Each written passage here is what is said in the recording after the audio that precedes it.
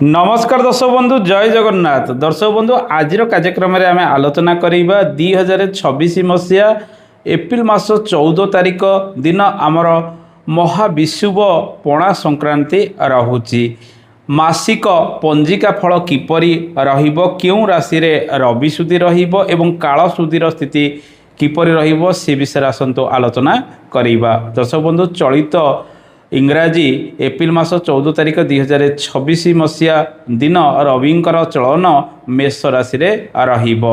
मेष राशि रे रवि शुभ फल प्रदान करिथांते कारण रवि सेठारे उच्चस्थ हुअंती।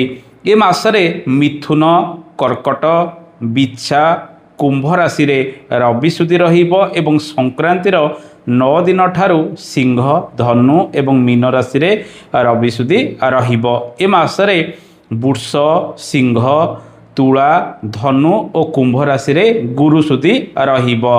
पणा संक्रांति परठारु काल सुदी रहुतिबारु आपण विवाह, व्रतपनयन, गृह प्रतिष्ठा, गृहारंभ इत्यादि समस्त प्रकार शुभ मांगलिक कार्य गुड़िक करें। दर्शक बंधु ए मासटी आपण किपरि जीव से विषय जानिबा एवं पंजिकार स्थिति कौन रहिबा आसंतु जानी। ए मासरे जो जो राशि मानकर रवि सुदी एवं गुरु सुदी रहुची से राशि व्यक्ति माने समस्त प्रकार शुभ मांगलिक कार्य गुड़िक घरे एवं बाहर करें। आसंतु जानिबा ए मासर पाणीपागर स्थिति किपरि रहिबो। मेष संक्रांति दिन रविंकर चलन मेष राशि को रहिबो एवं वृष संक्रांति पर्यंत जो समय 30 दिन रहिबो से मास को आम मेष मास कहिबा।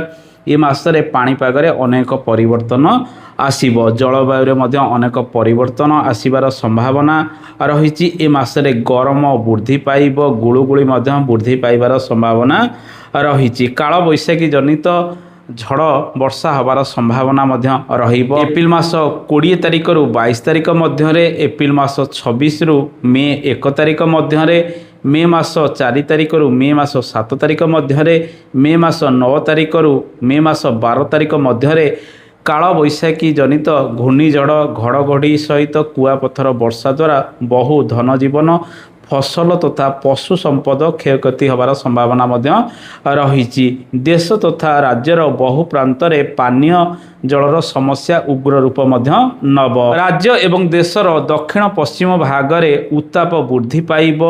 राज्यर पश्चिमांचल बहुत तापमात्रा बढ़िबार संभावना रही। संबलपुर, झारसुगुड़ा या सहित राज्यर तालचेर, राउरकेला, सुंदरगढ़, कटक, भुवनेश्वर आदि स्थान मानकरे रौद्र ताप अधिक वृद्धि पाइबार संभावना रही।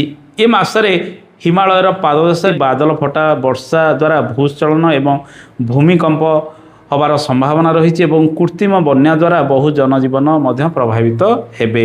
ए मासरे 5 कोटी मंगलवार भोग हब। यह देश राज्य पई एते शुभंकर नुहे। एही समय राज्य किंबा देश में जन विद्रोह, पड़ोसी राष्ट्र सहित तिक्तता वृद्धि पाइबा, युद्ध परिस्थिति देखा जिबा, राज्य तथा देशर दक्षिण पश्चिम भागरे भूमिकंप, अग्निदाह, भूस्खलन, कृत्रिम बन्या, प्राकृतिक विपर्यय इत्यादि देखा संभावना रही। दरदाम वृद्धि सहित तैल एवं खाउटी सामग्री वृद्धि देखा एवं सुना रूपा दर में वृद्धि आसबार संभावना रही। राष्ट्र विरोधी शक्ति मानक द्वारा आतंकवादी आक्रमण होबार संभावना बढ़ी पारे। विमान सहित रेल दुर्घटना द्वारा बहु धन जीवन नष्ट होबार संभावना रही। ए मासरे विलास व्यसन, शौखिनी द्रव्य एवं सुवर्ण धातुर मूल्य वृद्धि पाइब। स्थाने स्थाने अग्निभय देखा, जंगल संपद हानि होबार संभावना रही। मेष संक्रांति रहुतिबारु श्री हनुमानकर उपासना आपण करंतु।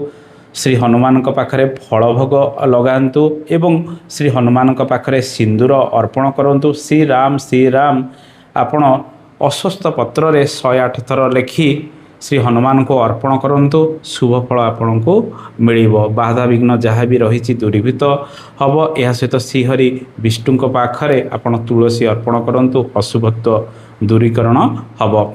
दर्शक बंधु ए कार्यक्रमटी आपको जदि भल लगी निश्चित भल भल मतामत देवे। रहुछि जय जगन्नाथ। धन्यवाद।